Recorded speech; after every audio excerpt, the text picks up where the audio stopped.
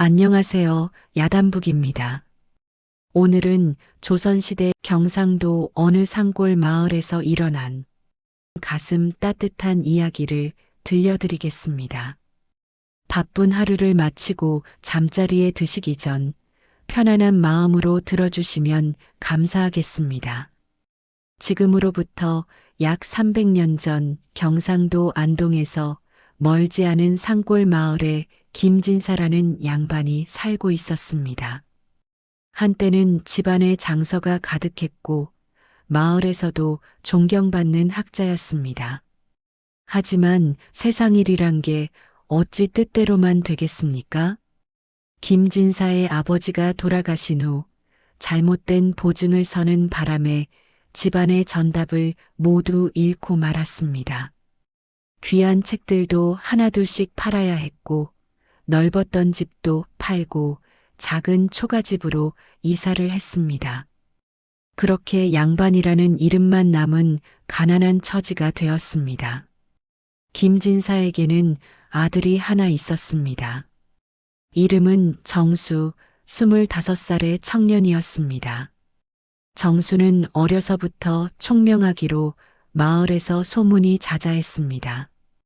5살 때 천자문을 떼었고 10살 때는 사서삼경을 읽을 줄 알았습니다. 김진사는 아들에게 큰 기대를 걸었습니다. 정수야, 너만은 꼭 과거의 급제에서 우리 집안을 일으켜야 한다. 하지만 현실은 녹록지 않았습니다. 과거 공부를 하려면 책도 사야 하고 서울에 올라가 공부도 해야 하는데 그럴 형편이 되지 못했습니다. 결국 정수는 15살 때부터 날품팔이를 시작했습니다. 봄에는 밭을 갈고 여름에는 논에서 모를 심고 가을에는 추수를 도왔습니다. 겨울에는 나무를 해다 팔았습니다. 젊은 양반 자제가 육체 노동을 한다고 마을 사람들이 수군거렸지만 정수는 개의치 않았습니다. 아버지께서 저를 이 세상에 태어나게 하시고 25년을 키워주셨는데 이까진 일이 무엇이 힘들겠습니까? 정수는 날품팔이로 번 돈을 한 푼도 쓰지 않고 모두 집에 가져다 드렸습니다. 자신은 아침 저녁으로 죽 한 그릇씩만 먹었습니다. 그러면서도 항상 웃는 얼굴이었습니다. 집에 돌아오면 늙으신 아버지의 어깨를 주물러 드리고 발을 씻겨 드렸습니다. 아버지, 제가 벌어온 돈으로 맛있는 것 드시고 건강하세요. 그것이 제 소원입니다. 김진사는 그런 아들이 기특하면서도 안타까웠습니다. 내가 무능해서 이 귀한 자식을 이렇게 고생시키는구나. 밤마다 한숨을 쉬었습니다. 세월은 그렇게 흘러 정수가 25살이 되던 해 가을이었습니다. 어느 날 저녁 정수가 나무를 해서 돌아왔는데 아버지가 방에 누워 계셨습니다. 평소에는 대문 밖까지 나와서 아들을 맞이하시던 분인데 이상했습니다. 아버지, 어디 편찮으십니까? 아니다. 그저 조금 피곤할 뿐이야. 걱정하지 마라. 하지만 이튿날부터 김진사의 병세는 급격히 나빠졌습니다. 온몸에 열이 오르고 기침이 멈추지 않았습니다. 밤마다 식은땀을 흘리며 신음했습니다. 정수는 밤새도록 아버지 곁을 지키며 물수건으로 이마를 닦아드렸습니다. 사흘째 되는 날 정수는 마을의 의원을 찾아갔습니다. 의원은 김씨라고 마을에서 30년 넘게 의수를 펼쳐온 노인이었습니다. 의원님, 제발 우리 아버지를 살려주십시오. 제가 무엇이든 하겠습니다. 정수는 의원 앞에 무릎을 꿇었습니다. 김 의원은 정수를 일으켜 세우며 말했습니다. 알았네. 진사 어른 댁으로 가보세. 김 의원은 김진사의 맥을 짚어보고 눈을 살피고 혀를 보았습니다. 한참을 진맥하던 의원의 얼굴이 점점 어두워졌습니다. 병세가 깊구나. 이건 보통 감기가 아니야. 그럼 무슨 병입니까? 폐가 많이 상했어. 이대로 두면 한 달을 넘기기 어려울 게야. 정수는 눈앞이 캄캄했습니다. 의원님, 방법이 없습니까? 무슨 약이든 구해오겠습니다. 김 의원은 깊은 한숨을 내쉬었습니다. 방법이 아주 없는 건 아니네. 천마라는 약초가 있어. 이걸 구해서 다려드리면 효험이 있을 거야. 하지만 무엇입니까? 말씀해 주십시오. 그 약초가 금강산 깊은 곳에서만 자란다네. 그것도 만폭동이라는 곳 근처 절벽에서만 말이야. 더구나 지금은 한겨울이 아닌가. 그 험한 산길을 가는 건 목숨을 거는 일이야. 금강산이 어디 있습니까? 여기서 북쪽으로 보름은 걸어가야 해. 험한 산길을 넘고 또 넘어야 하지. 젊은이, 내 말 잘 들게. 효심은 가상하지만 무모한 짓은 하지 말게. 자네가 죽으면 진사 어른은 더 슬퍼하실 거야. 하지만 정수의 결심은 확고했습니다. 의원님, 아버지께서 저를 낳아주시고 키워주신 은혜는 하늘과 같습니다. 이 몸 하나 아끼는 게 자식된 도리입니까? 제가 죽더라도 약초를 구해오겠습니다. 그날 밤 정수는 잠을 이루지 못했습니다. 아버지의 가쁜 숨소리가 들릴 때마다 가슴이 찢어지는 것 같았습니다. 다음 날 새벽 동이 트기 전에 정수는 작은 보따리를 챙겼습니다.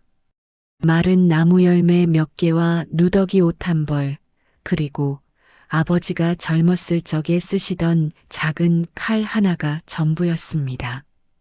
아버지, 제가 다녀오겠습니다. 꼭 약을 구해오겠습니다. 부디 그때까지 버티어 주십시오. 정수는 의식도 없이 누워 계신 아버지께 큰 절을 올리고 집을 나섰습니다. 마을 사람들이 정수의 소식을 듣고 달려왔습니다. 정수야, 이 추운 겨울에 금강산을 간다니 무슨 소리냐? 그건 죽으러 가는 것과 다름없다. 정수야, 내 마음은 알겠지만 너무 무모한 일이다. 다시 생각해봐라. 하지만 정수는 고개를 저었습니다. 여러분의 걱정은 고맙습니다만 제 마음은 이미 정해졌습니다. 아버지를 살릴 수만 있다면 이 목숨 아깝지 않습니다. 정수는 마을을 떠났습니다. 한겨울 산길은 험했습니다. 눈이 무릎까지 쌓여 있었고 매서운 바람이 살을 애는 것 같았습니다. 발에 신은 집시는 첫날부터 다 헤어져 버렸습니다. 하지만 멈출 수 없었습니다. 하루를 걷고 이틀을 걸었습니다. 발바닥에 물집이 잡히고 터졌습니다. 피가 흘러 눈 위에 핏자국을 남겼습니다. 밤에는 나무 밑에서 잠을 청했습니다. 추위에 몸을 떨며 눈을 붙였지만 제대로 잠들 수 없었습니다. 사흘째 되던 날 산길에서 호랑이를 만났습니다. 큰 호랑이가 으르렁거리며 다가왔습니다. 보통 사람 같았으면 겁에 질려 도망쳤을 것입니다. 하지만 정수는 호랑이 앞에 무릎을 꿇었습니다. 호랑이님, 저는 죽어가시는 아버지를 살리기 위해 금강산으로 가는 길입니다. 제 사정을 들어주십시오. 만약 저를 잡아먹으셔야 한다면 제가 금강산에 다녀온 후에 잡아먹어 주십시오. 아버지를 살리고 죽는다면 여한이 없겠습니다. 신기하게도 호랑이는 정수를 물지 않았습니다. 한참을 정수를 바라보던 호랑이는 고개를 돌려 산속으로 사라졌습니다. 정수는 호랑이에게 절을 올리고 다시 길을 떠났습니다. 나흘째 다섯째, 닷새째. 정수는 쉬지 않고 걸었습니다. 가져온 나무 열매는 이미 다 떨어졌습니다. 배가 고파 눈을 녹여 마시며 버텼습니다. 온몸이 얼어붙는 것 같았지만 아버지 생각에 멈출 수 없었습니다. 아버지, 조금만 기다리세요. 제가 꼭 약을 구해오겠습니다. 마침내 보름째 되는 날, 정수는 금강산에 도착했습니다. 험준한 봉우리들이 하늘을 찌를 듯 솟아 있었습니다. 정수는 마을 사람들에게 물어 만폭동이라는 곳을 찾아갔습니다. 만폭동은 금강산에서도 가장 깊고 험한 곳이었습니다. 거대한 절벽 아래로 폭포가 얼어붙어 있었습니다. 정수는 의원이 말한 약초를 찾기 위해 절벽을 따라 걸었습니다. 그때였습니다. 구름 사이로 한 노승이 나타났습니다. 백발의 흰 장삼을 입은 노승은 정수를 물끄러미 바라보았습니다. 젊은이, 무슨 일로 이 추운 겨울에 이 험한 곳까지 왔는가? 정수는 노승에게 사정을 말씀드렸습니다. 아버지의 병, 천마라는 약초, 그리고 여기까지 오게 된 경위를 모두 말했습니다. 노승은 깊은 한숨을 내쉬었습니다. 효심이 지극하구나. 하지만 젊은이, 그 약초는 저 아래 30길 절벽 중턱에 있다네. 눈과 얼음으로 뒤덮인 절벽을 밧줄도 없이 어찌 내려가려는가? 스님, 맨손으로라도 내려가겠습니다. 아버지를 살릴 수만 있다면 이 목숨 아깝지 않습니다. 정수의 눈에는 눈물이 가득했지만 그 눈빛은 결연했습니다. 노승은 정수의 눈을 오래 들여다보았습니다. 그 눈에는 거짓이 없었습니다. 진정한 효성이 담겨 있었습니다. 알았네. 젊은이의 효심이 이 늙은이를 감동시켰네. 여기서 잠시 기다리게. 노승은 어디론가 사라졌습니다. 한참이 지나 노승이 긴 밧줄을 들고 나타났습니다. 이 밧줄로 내려가게나. 하지만 젊은이 약속하게. 약초를 캐거든 욕심내지 말고 딱 하나만 캐어 올라오게. 더 캐려다가는 욕심에 발을 헛디딜 수 있네. 명심하겠습니다, 스님. 정수는 밧줄을 허리에 단단히 묶었습니다. 노승이 위에서 밧줄을 잡아주었습니다. 정수는 조심스럽게 절벽을 내려가기 시작했습니다. 차가운 바위가 손을 얼리고 얼음이 미끄러웠습니다. 한 발 한 발 내디딜 때마다 심장이 터질 듯 뛰었습니다. 아래를 내려다보니 까마득한 낭떠러지였습니다. 조금만 실수해도 목숨을 잃을 수 있었습니다. 하지만 정수는 포기하지 않았습니다. 아버지, 조금만 기다리세요. 얼어붙은 손으로 바위를 붙잡고 천천히 내려갔습니다. 손에서 피가 났습니다. 발톱이 뽑혔습니다. 하지만 계속 내려갔습니다. 한참을 내려간 끝에 마침내 절벽 중턱에 도착했습니다. 눈 쌓인 바위 틈 사이로 보랏빛 꽃이 피어 있는 약초가 보였습니다. 바로 천마였습니다. 정수의 가슴이 뛰었습니다. 드디어 찾았다. 아버지를 살릴 수 있다. 정수는 조심스럽게 손을 뻗었습니다. 그런데 그 순간 발을 딛고 있던 바위가 흔들렸습니다. 얼음이 깨지는 소리와 함께 바위가 무너지기 시작했습니다. 정수는 순간적으로 밧줄을 붙잡았습니다. 몸이 공중에 떠올랐습니다. 밑을 내려다보니 깊은 낭떠러지뿐이었습니다. 정수는 이를 악물고 밧줄을 타고 다시 바위로 올라갔습니다. 온몸이 땀으로 젖었지만 추위는 느껴지지 않았습니다. 다시 자세를 잡은 정수는 더욱 조심스럽게 약초에 손을 뻗었습니다. 천천히, 아주 천천히. 마침내 약초 한 뿌리를 캐냈습니다. 노승의 말대로 딱 하나만. 더 캘 수도 있었지만 정수는 약속을 지켰습니다. 약초를 품 안에 소중히 넣고 정수는 위로 올라가기 시작했습니다. 내려올 때보다 올라가는 길은 더욱 험했습니다. 온몸의 힘이 다 빠져나가는 것 같았습니다.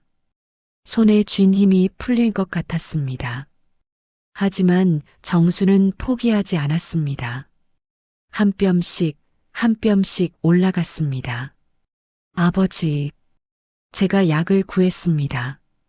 조금만 기다리세요. 그 생각 하나로 올라갔습니다. 마침내 절벽 위로 올라왔을 때 정수는 그 자리에 쓰러졌습니다.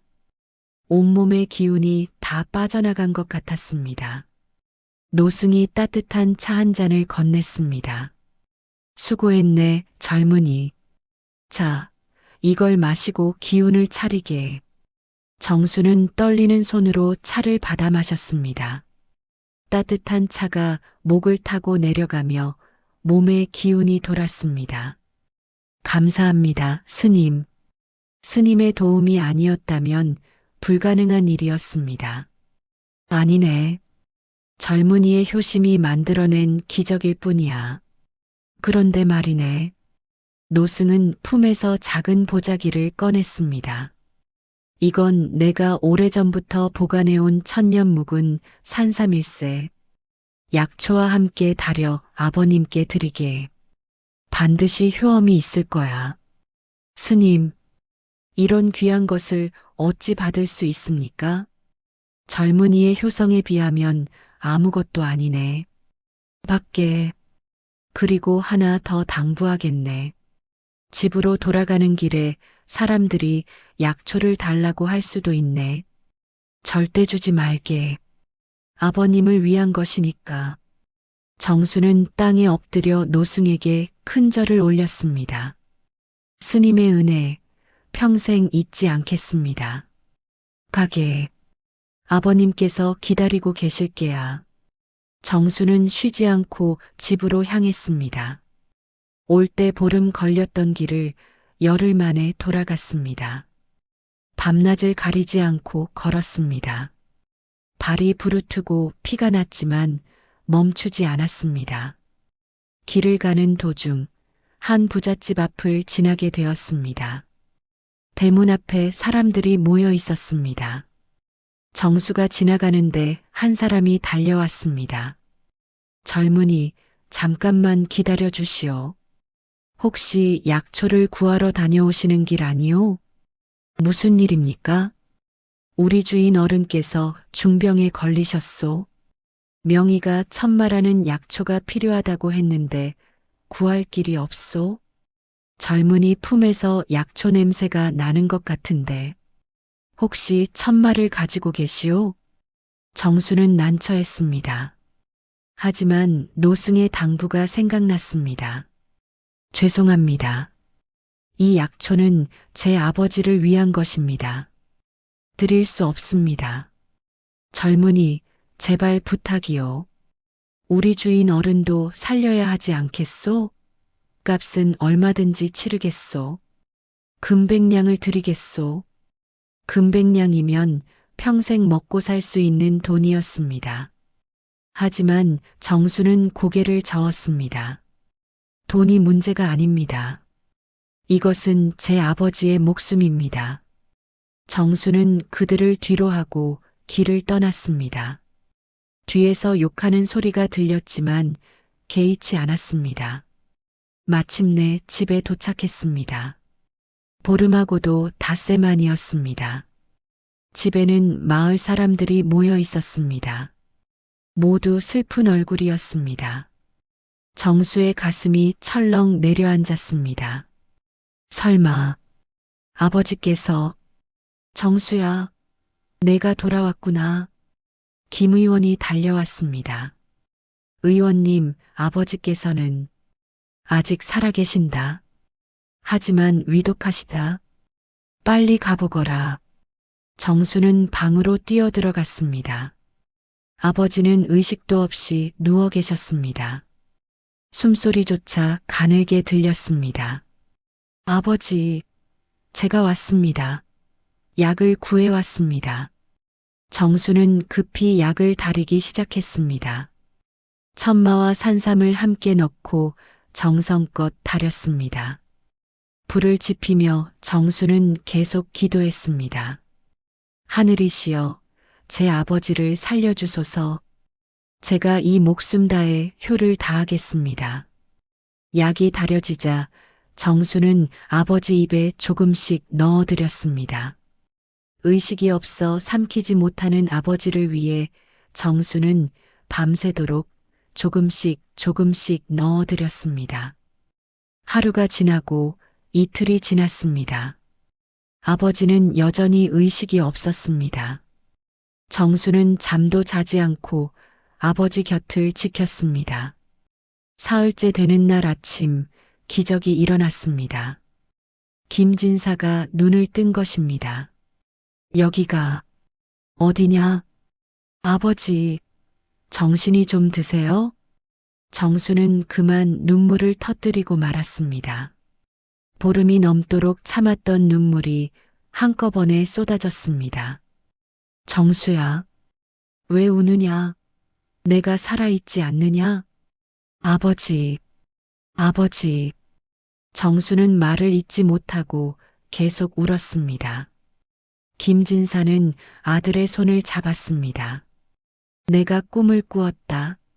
내가 험한 산을 넘고 절벽을 오르는 꿈을 말이다. 정수야, 혹시... 정수는 금강산에 다녀온 이야기를 했습니다. 김진사는 아들의 손을 꼭 잡고 눈물을 흘렸습니다. 이 애비가 무능해서 너를 이렇게 고생시켰구나. 아버지, 그런 말씀 마십시오. 아버지께서 살아계시는 것만으로 제게는 큰 기쁨입니다. 김진사는 그날부터 빠르게 회복되었습니다. 일주일 후에는 일어나 앉을 수 있었고, 한 달 후에는 마당을 거닐 수 있었습니다. 마을 사람들은 모두 놀라워했습니다. 정수의 효성이 하늘을 감동시켰구만. 저런 아들을 두다니 김진사 어른도 복이 많으시지. 그런데 신기한 일은 그 다음 해 봄에 일어났습니다. 김진사네 집 작은 마당에 보랏빛 꽃이 피어난 것입니다. 정수가 보니 바로 천마였습니다. 아버지, 이게 천마입니다. 어떻게 우리 집 마당에... 마을 사람들이 모여들었습니다. 이건 하늘이 내린 것이 틀림없어. 정수의 효성에 하늘이 감동한 거야. 김 의원이 말했습니다. 정수야, 이 약초로 다른 병자들도 도와주면 어떻겠느냐? 정수는 고개를 끄덕였습니다. 의원님 말씀이 옳습니다. 제가 받은 은혜를 갚아야지요. 그날부터 정수는 천마로 약을 만들어 마을의 어려운 병자들을 도왔습니다. 절대 돈을 받지 않았습니다. 부자든 가난한 사람이든 차별하지 않았습니다. 제가 받은 은혜를 갚는 길입니다. 돈을 받을 수 없습니다. 그렇게 1년, 2년. 정수의 이름은 효자로, 의로운 사람으로 널리 알려지게 되었습니다. 멀리 서울에서도 정수의 소문이 퍼졌습니다.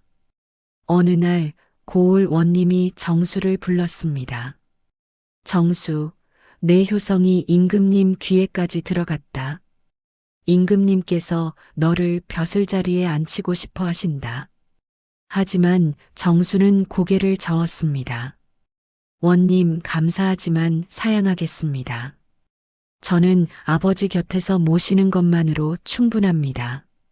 하지만 벼슬보다 귀한 것이 부모님을 모시는 일입니다. 저는 여기 남겠습니다. 정수는 평생 아버지 곁을 떠나지 않았습니다. 김진사는 그 후 10년을 더 건강하게 사셨습니다. 그리고 편안히 눈을 감으셨습니다. 정수는 아버지가 돌아가신 후에도 계속 마을 사람들을 도왔습니다. 천마는 해마다 마당에 피어났고 정수는 그것으로 약을 만들어 가난한 사람들을 치료했습니다. 정수가 늙어 세상을 떠날 때 마을 사람들은 모두 모여 울었습니다. 정수의 무덤 옆에는 천마가 가득 피어났다고 합니다. 옛 어른들은 말씀하셨습니다. 지극한 효성은 하늘도 감동시킨다고. 정수의 이야기는 진정한 효란 무엇인지, 그리고 한 사람의 진심이 얼마나 큰 힘을 가졌는지를 보여줍니다. 오늘 밤 혹시 부모님 생각이 나신다면 전화 한 통 해보시는 건 어떨까요? 그것도 작지만 소중한 효의 실천이 될 테니까요. 지금까지 효자의 눈물이었습니다. 편안한 밤 되세요.